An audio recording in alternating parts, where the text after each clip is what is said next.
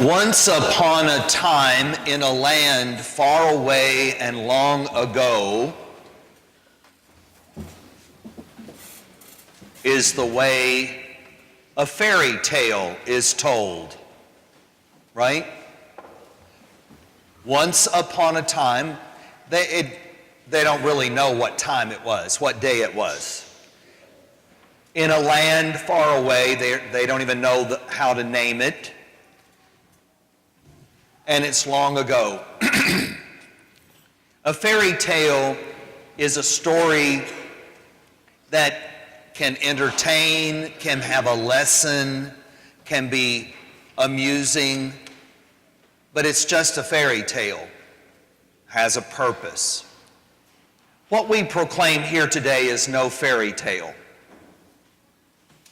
What we proclaim today is the gospel of Jesus Christ, whose way was prepared by a man, John, son of Zechariah and Elizabeth, a real person, in the 15th year of the reign of Tiberius Caesar. Not only, that's the Roman Caesar, but not only that, but the governors. Luke names the governors, the tetrarchs.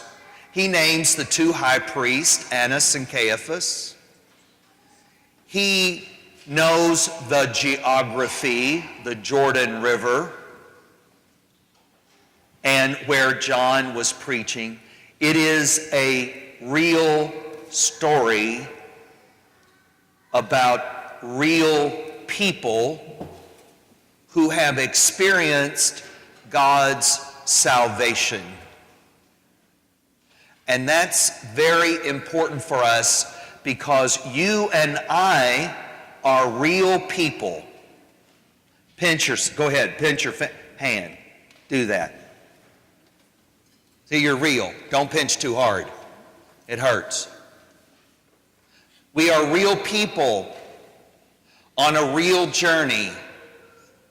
And God is with us and preparing us on this way to salvation.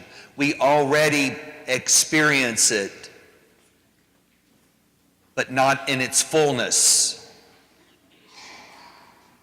So this gospel for us is about God being on the journey with us. And what's that journey like? What's our journey? What's it like? Well, I always like to say it's like Kentucky. Up and down. Up and down. Up and down. Don't you have ups and downs? Some of you might be up this morning. Others might be halfway. Some people might be in the pits. You know, don't know where you are on that journey this morning. But we're somewhere on that journey, aren't we? And what does God promise? That the mountains will be made low and the valleys will be filled up. And the way of the Lord will be made straight. Now in Israel, they got a lot of ups and downs too, by the way. Some pretty big mountains and some pretty deep valleys and gullies. And the roads remind me of some around here. You almost meet yourself going and coming back. Well, you see, it's hard to walk, and they had to walk. They didn't have cars. So most people walked, and that was hard. Isaiah remembers when the people of Israel were conquered by the Assyrians and the Babylonians and were led in exile, and they went barefooted. How do you think that journey was? You know, sometimes we think we got it pretty hard, don't we? Do you ever feel sorry for yourself? All right, everybody that feels sorry, I'm not going to have anybody raise your hands. I'm just going to assume that all of you are human beings, real people. And sometimes we feel sorry for ourselves because we got it tough, right? But you know, I think about that story about being exiled from your country, being led away on foot, up and down, far distance. That is a hard journey. Then my journey don't look so bad, really. Don't need to feel too sorry for myself, right?